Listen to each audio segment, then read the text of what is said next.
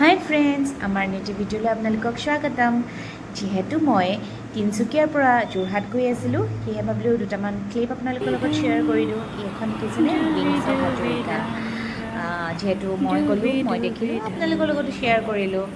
যিহেতু ঘৰ গৈছোঁ বহুদিনৰ মূৰত, ভাবিলোঁ কেইবিধমান মাৰ প্ৰিয় মিঠাই লৈ লওঁ। ইয়াতেই ৰংমনৰ পৰা আমি মাৰ কেইবিধমান প্ৰিয় মিঠাই ল'লোঁ। আৰু দেখিছেনে বন্ধুসকল, আমাৰ ঘৰ গৈ পাওঁতে আন্ধাৰেই হৈ যায়।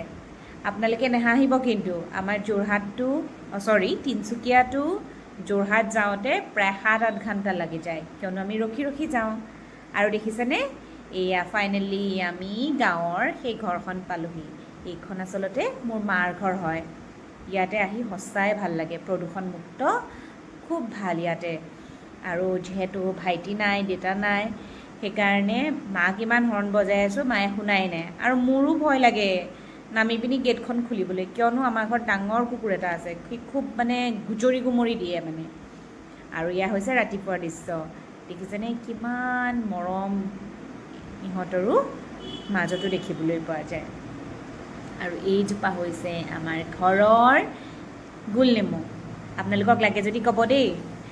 আৰু যিহেতু গাঁৱৰ ঘৰ গৈছোঁ ন, সেয়ে ভাবিলোঁ দুটামান ক্লিপ লৈ লওঁ, আপোনালোকৰ লগতো শ্বেয়াৰ কৰিম। আৰু এয়া হৈছে গাঁৱৰ সেউজীয়া পৰিৱেশ। এতিয়া আচলতে গাঁৱত আপোনাৰ খেতি বাতিৰ কাৰণে প্ৰস্তুতি চলাই আছিলে, হ'লেও কিছু কিছু জেগাত ৰোৱা মেলা কৰিছে বাৰু। আৰু ইয়াত দেখিছেনে, আমাৰ সৰুকালৰ একদম প্ৰিয় জেগা হৈছে। আমি ইয়াতে আহি আগতে খুব দৌৰা ধপৰা কৰোঁ। আৰু ইয়াত দেখিছেনে, আমাৰ ঘৰত থকা সুনীল আৰু আমাৰ সুনীলৰ মাক।